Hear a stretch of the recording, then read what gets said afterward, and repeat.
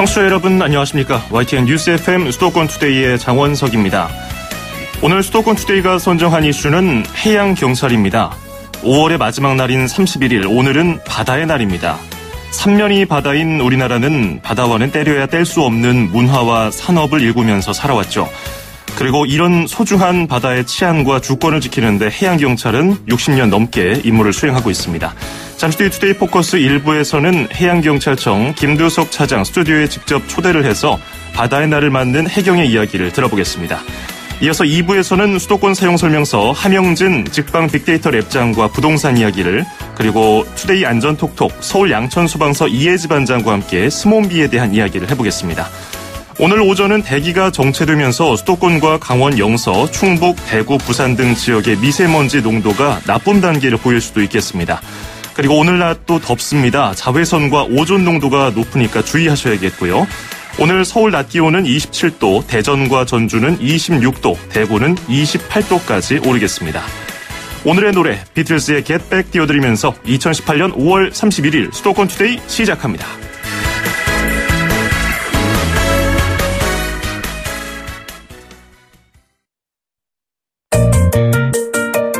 음악과 수도권 뉴스가 한방에, 수도권 전문 방송 수도권 투데이.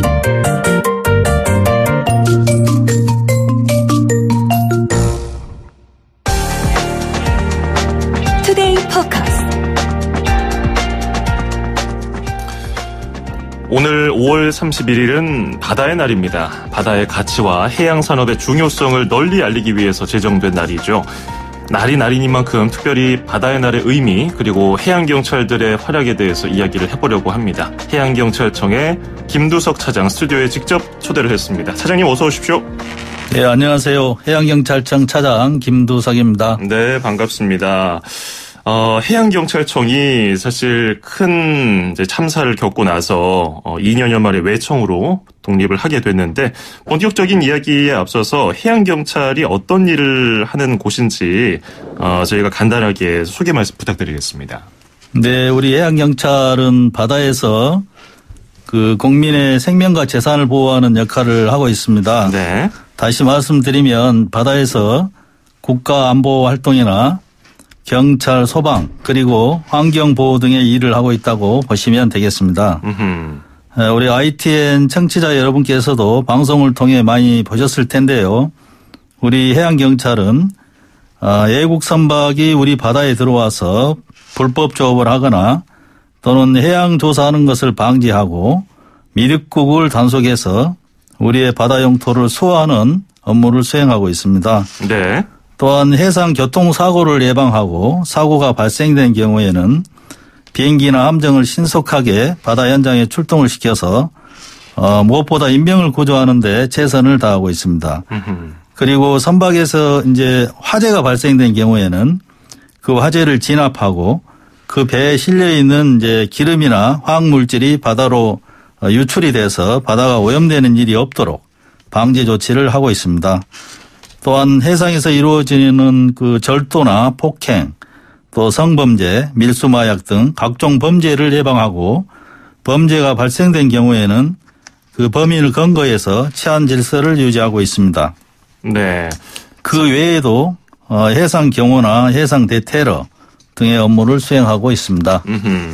사실 뭐 한계가 없이 임무 수행을 하고 계시는 것 같아요. 들어보니까 바다에서 발생할 수 있는 모든 비상 상황에 대해서 임무를 수행하고 있는데, 해양 경찰이라는 이름으로 임무를 수행하게 된 게 1950년대 중반이었나요?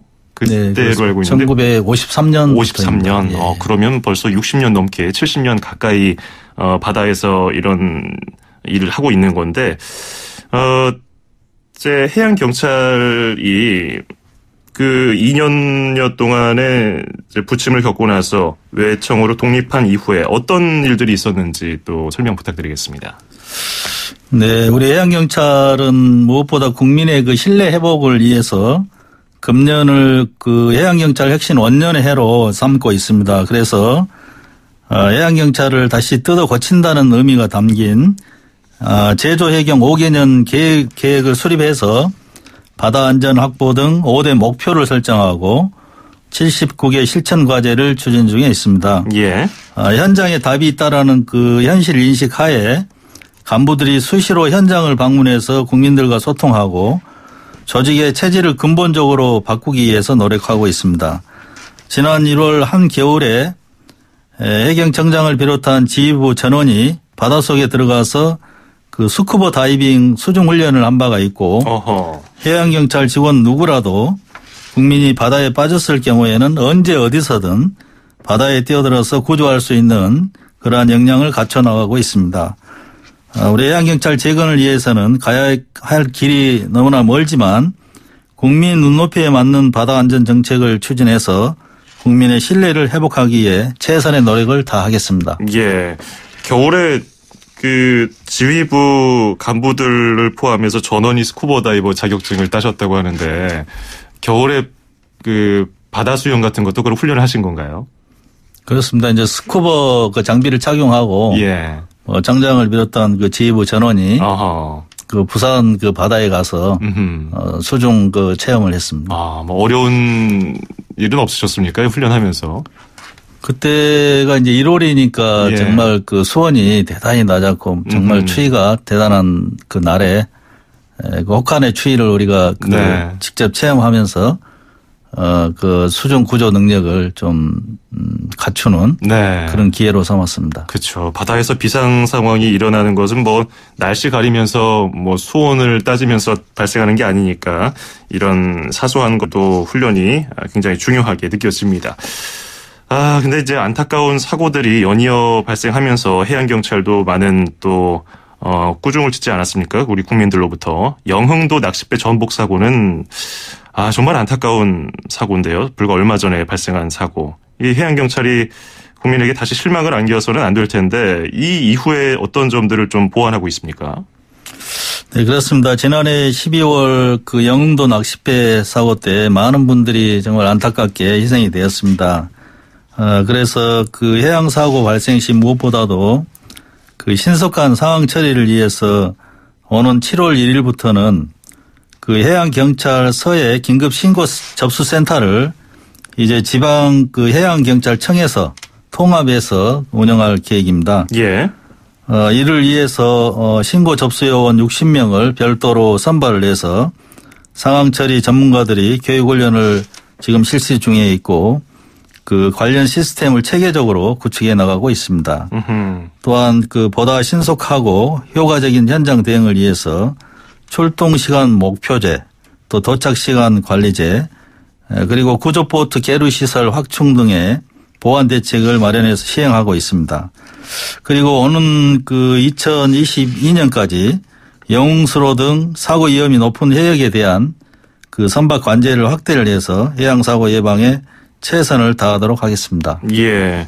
예방도 중요하지만 아무리 예방을 하더라도 어떤 사고가 발생할 가능성은 있기 때문에 구조가 우선이 되는 해양경찰이 됐으면 좋겠고요. 그러기 위해서 이제 부단한 노력 부탁드리겠습니다. 자, 그리고 이제 바다의 날이기 때문에 오늘 5월 31일이요. 그래서 이 차장님도 굉장히 이 여러 가지 행사에 참석하시느라 최근에 바쁘신 것 같더라고요. 그 해양경찰에서도 어떤 행사를 추진하고 있는 게 있습니까? 네, 바다의 날을 이제 맞이해서 지난 5월 28일 날 그 민관 합동으로 연안 정화 활동을 전개를 해서 예. 그 인천 연안부두 그 해안가나 수중에 있는 쓰레기 약 4톤을 수거를 했습니다. 이번 행사는 우리 해경과 또 해양환경공단 그리고 민간단체 자원봉사자들 약 130여 명이 참여한 가운데 진행을 했는데요.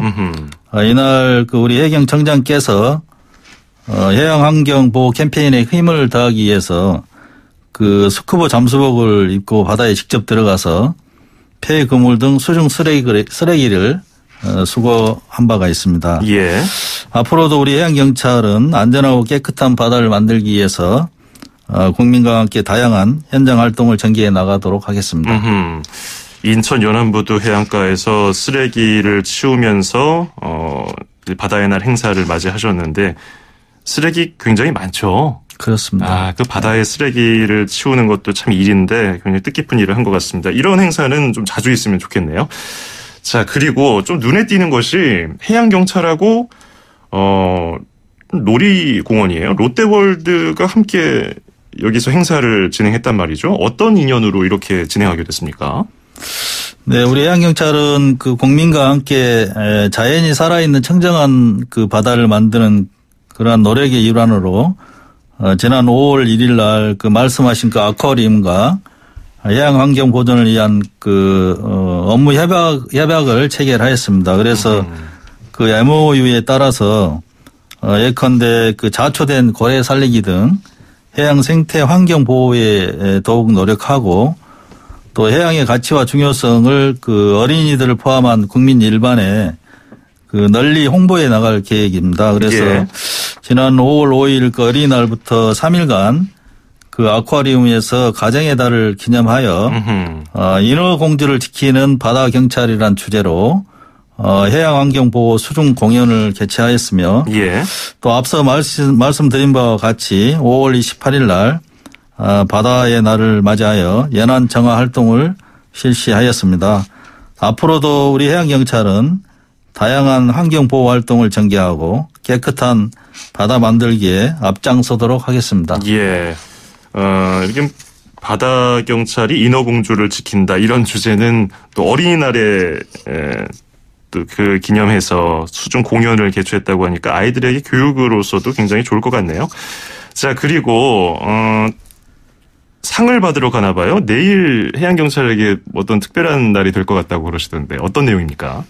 네, 그렇습니다. 작년에 우리 해양경찰청에서 그 제작한 이 라이브 드로잉 국민과 함께 그리는 우리의 바다라는 그 동영상이 내일 홍콩에서 개최되는 이 아시아 태평양 스티비 상이 있는데요. 예. 여기 이 시상식에서 공공기관 소통 혁신 부문 은상을 수상하게 되었습니다.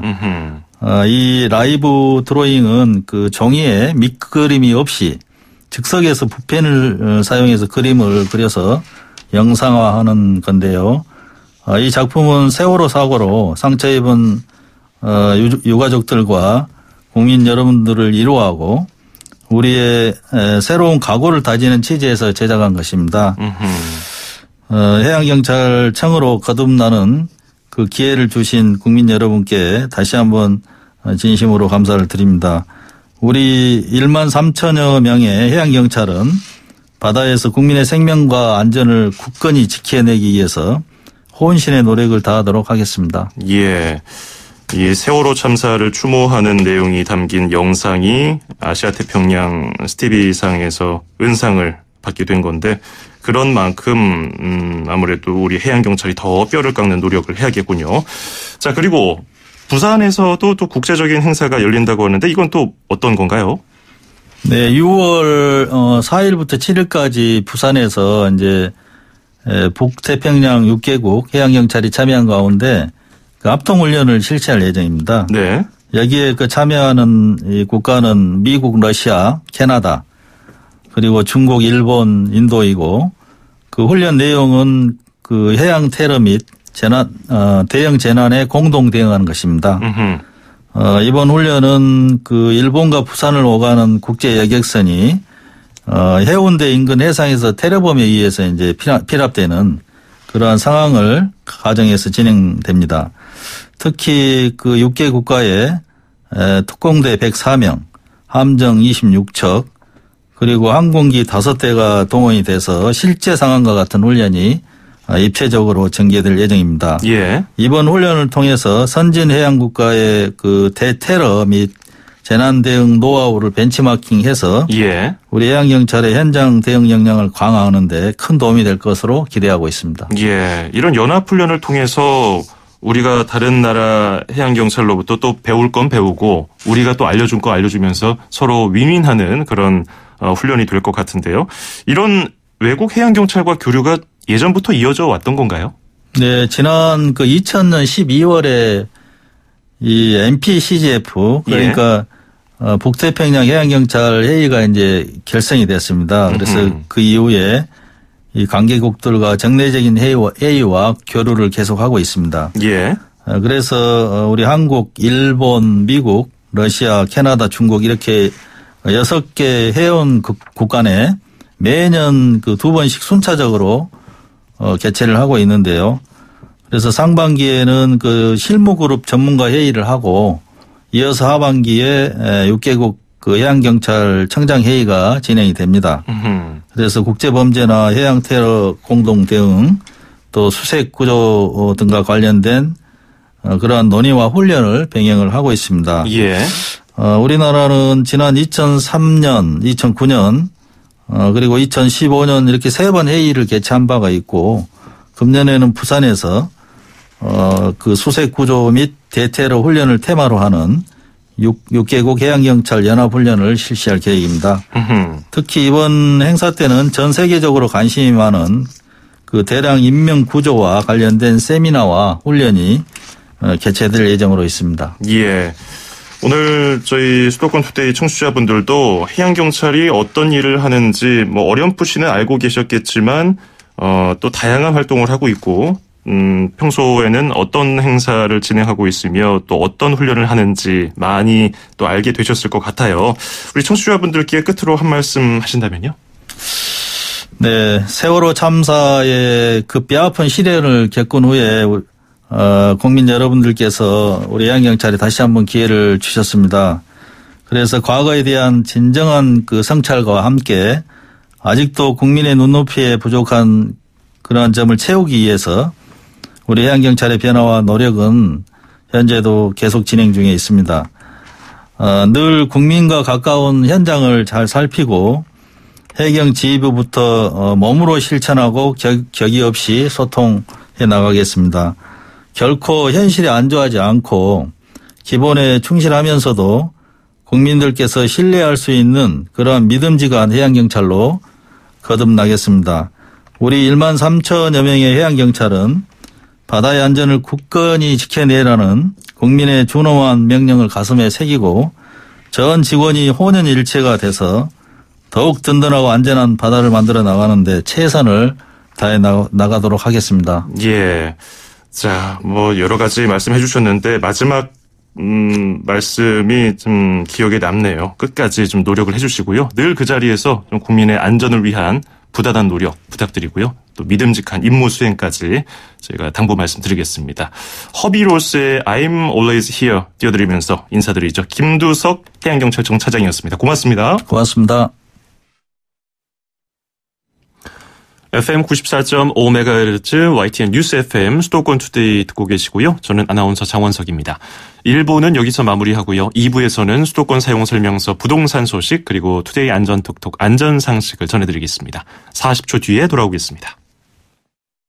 2,500만 수도권 청취자를 위한 모든 소식이 한자리에 YTN 뉴스 FM 수도권 투데이.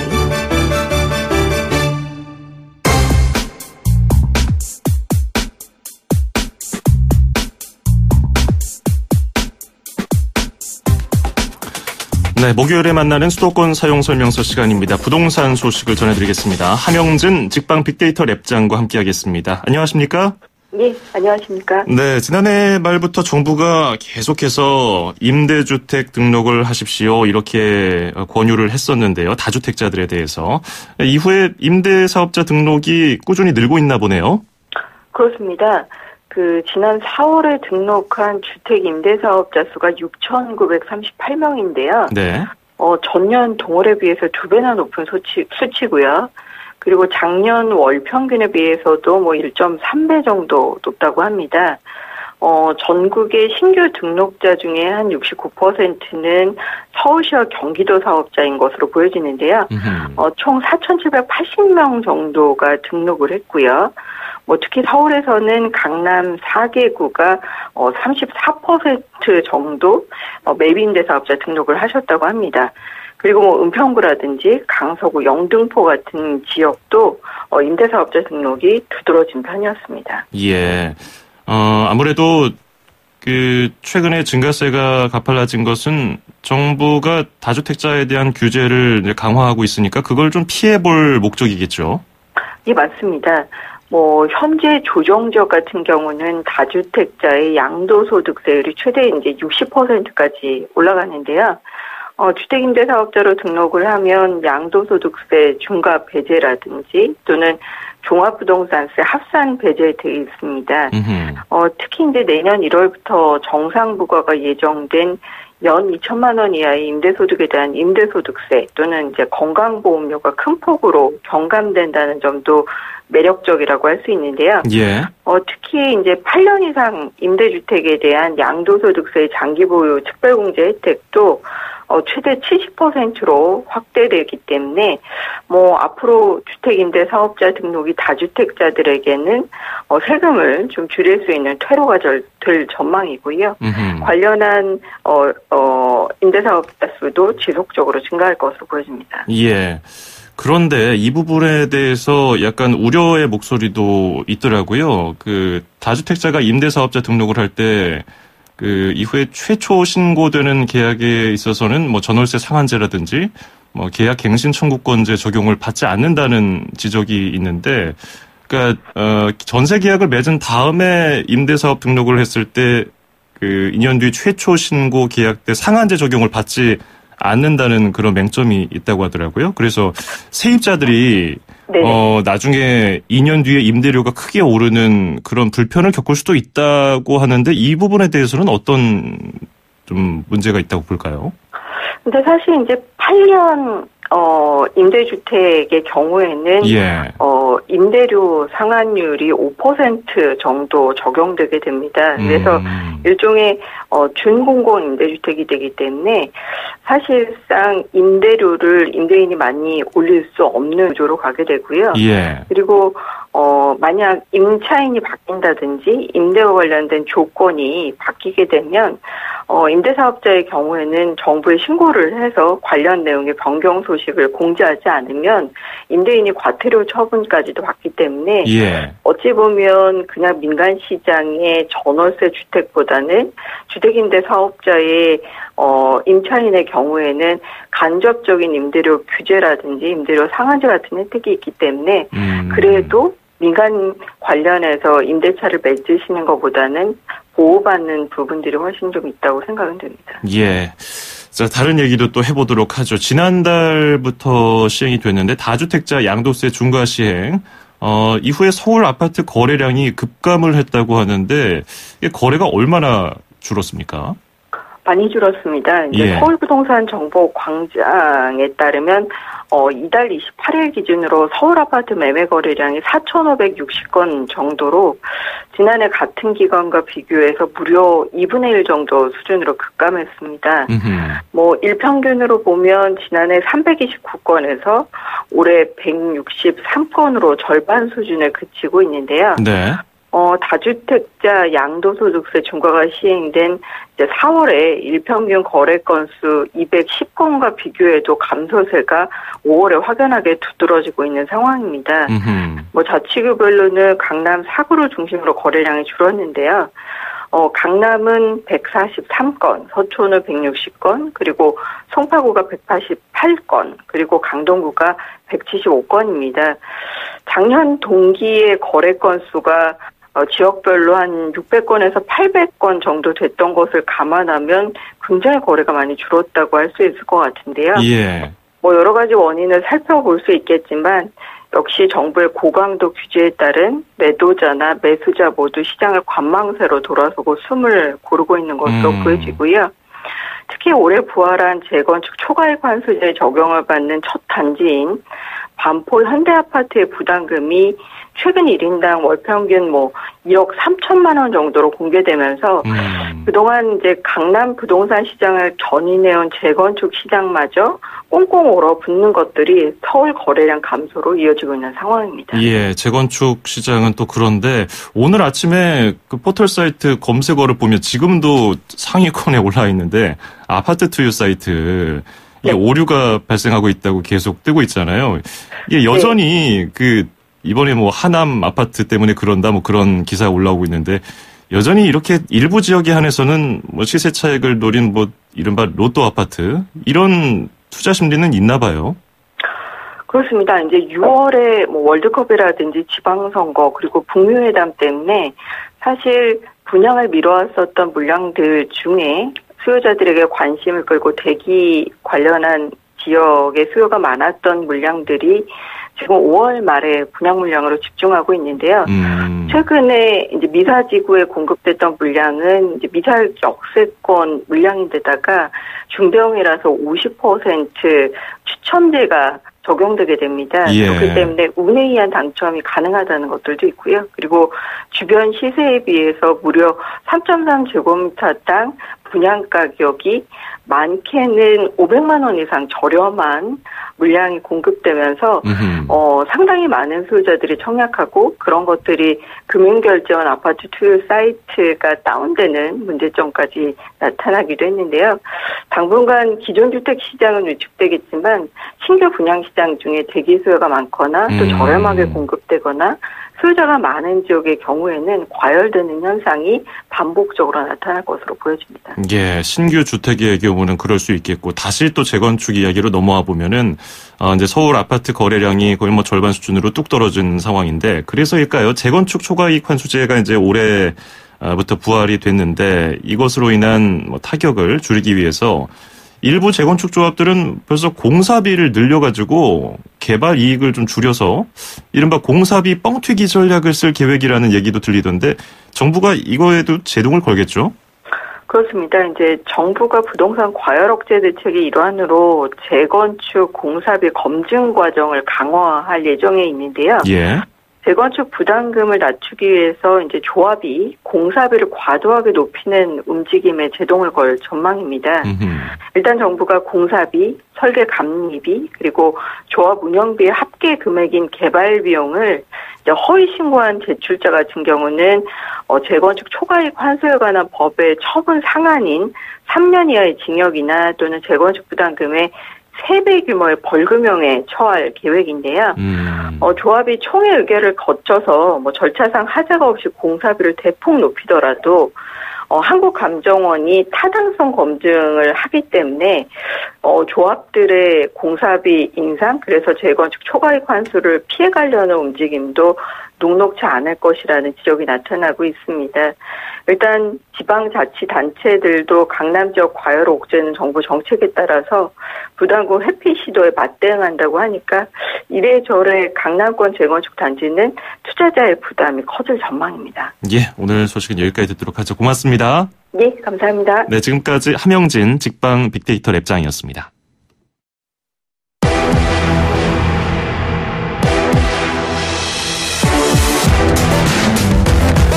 투데이 안전 톡톡.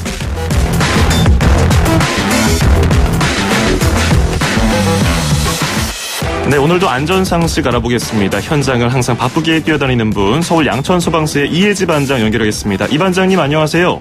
네, 안녕하세요. 네, 스마트폰 요즘에 안 쓰는 사람 없잖아요. 뭐 저도 그렇고 반장님도 물론일 텐데 스몬비가 요즘에 논란인가 봐요. 네, 이제 스마트폰과 좀비의 합성어로 스마트폰을 좀 들여다보면서 길을 걷는 사람을 스몬비라고 하죠. 네. 이 스마트폰에 집중한 채 걷는 모습이 마치 좀 좀비와 같다는 의미에서 만들어진 표현이라고 하는데요. 뭐 저희 같은 경우에는 작년 서울 청소년 119 안전뉴스 경진대회에서 아이들이 만들어서 1위한 영상 주제가 이 스몬비였어요. 네. 그러니까 청소년 아이들에게도 이슈인 거죠. 스마트폰은 글쎄요, 그 조그마한 화면을 집중하다 보면은 주변 상황이 잘 보이지 않아서 좀비처럼 비틀비틀대기도 하고 어디 부딪히기도 하고 좀 꽤나 다치는 분들도 계시던데, 이거 위험해 보여요.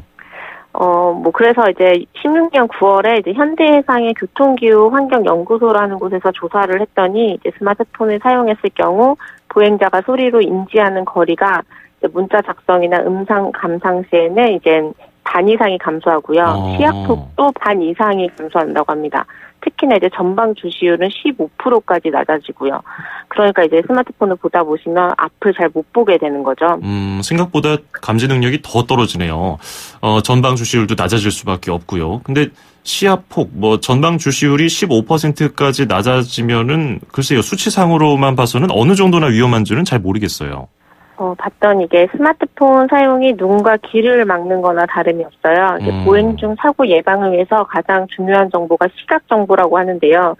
스마트폰을 보지 않을 때는 눈이 높은 시선에서 여러 장소를 보고 먼 골목에서 차가 들어오는 것을 일찍부터 알아볼 수 있지만 스마트폰을 보고 있을 때는 그렇게 전방 주시율도 낮아지면 차가 몸 앞으로까지 다가와서야 알아차리게 된다는 거죠. 예, 굉장히 아찔한 상황인데 실제로도 스마트폰을 사용하다가 부주의로 인해서 교통사고가 발생하는 경우가 늘고 있나요? 최근 5년간 스마트폰 관련 교통사고가 2.2배, 이제 보행자 관련 사고는 1.6배가 늘어났습니다. 어른도 예외는 아니지만 사고가 발생한 연령대가 20대 이하 청소년이 40%를 차지하고요. 특히 보행자 관련 사고의 반 이상이 사고 순간에 스마트폰을 주시하거나 조작했던 것으로 조사되었습니다. 그런데 길을 걸어 다니면서 스마트폰 쓰는 분들을 제재할 수도 없는 노릇이고요.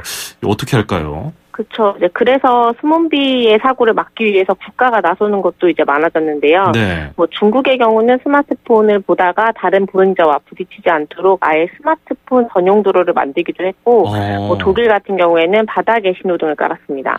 작년에 미국 하와이의 경우에는 횡단보도와 도로 등에서 보행 중 휴대전화, 전자기기 사용 시 벌금을 부과하는 법이 이제 시행 중이고요. 예, 아직 우리나라에서는 차량 운전을 하다가 스마트폰을 조작하는 경우는 처벌을 하고 있지만 보행자에 대해서는 그러지 않는데 의외로 걷는 사람을 대상으로도 외국에서는 이렇게 벌금을 부과하는 것도 있네요. 우리나라는 구체적으로 어떤가요? 서울시의 경우는 지난 3월 모든 시민이 횡단보도 보행 중에 안전사고 예방을 위해 스마트폰이나 전자기기 사용에 주의해야 한다는 조례가 이제 서울시 본회의를 통과했습니다. 네. 하와이처럼 범칙금이 부과되지는 않지만 이 근거로 이제 스마트폰 사용 위험을 알리는 교통안전 표지판이나 보도 부착물을 설치하게 되는데요. 이외에도 경찰청에서는 바닥 신호등을 시범 운영할 예정이라고 합니다. 근데 안전시설 설치하는 것도 좋고 조례 개정하고 하는 것도 일정 부분 도움이 되겠지만 글쎄요, 이게 법으로 이렇게 하는 것보다 우리 의식이 바뀌어서 습관으로 굳어지는 게 좋을 것 같아요. 맞아요. 이제 보행 중 휴대폰 사용이 이제 운전 중에 휴대폰 사용 못지않은 중대 위험에 틀림없는 것 같아요. 이제 보행 중 스마트폰을 사용하는 청소년이 무엇보다 많았는데 방통위에서 제공하는 청소년 스마트폰 중독 예방 서비스인 사이버 안심존이라는 어플이 있어요. 네. 이 어플 같은 경우에는 10일부터 이제 스몬비 방지 기능이 도입됐는데요.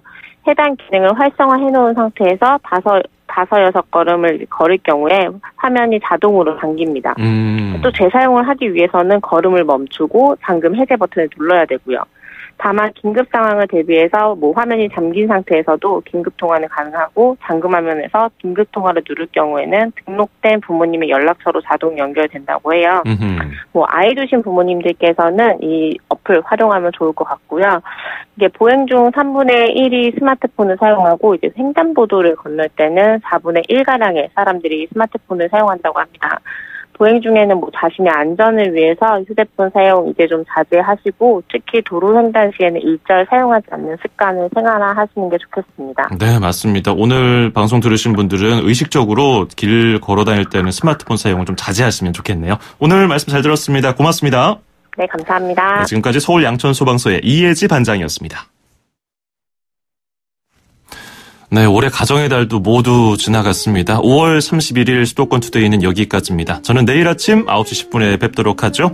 자, 끝으로 The Real Group의 Walking Down the Street 띄워드리면서 저는 인사드리겠습니다. 즐거운 하루 보내십시오. 아나운서 장원석이었습니다. 고맙습니다.